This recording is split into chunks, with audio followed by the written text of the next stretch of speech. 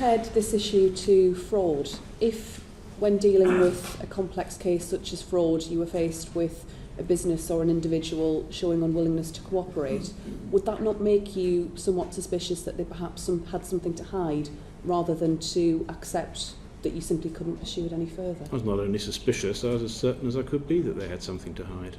What prevented you from taking that further? The law. In what sense? I think it's been explained many times before this committee that there was correspondence entered into between us and News International.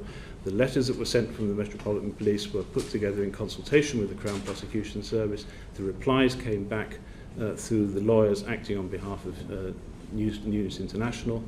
And I know that the people, both from the CPS and from the Met at the time who were looking at this, were very frustrated at finding themselves in what they regarded as a legal impasse.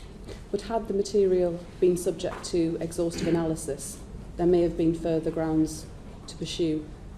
As I've said, the only way, given the complete lack of cooperation from News International, the only way to get into this would have been to do an exhaustive analysis of all that material, and I've already explained that because of the range of other life-threatening activity that was going on at the time in terms of terrorist offences, I took the decision that this didn't justify it.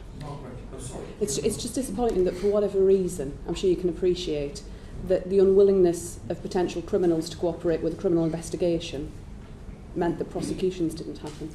I know it sounds a slightly sort of banal point, that would you expect criminals to cooperate with the police? Well, no, of course you don't. But this is slightly different, and I don't mean to be flippant here from someone taking the lead off the church roof. This is a global organisation with access to the best legal advice, in my view, deliberately trying to thwart a criminal investigation.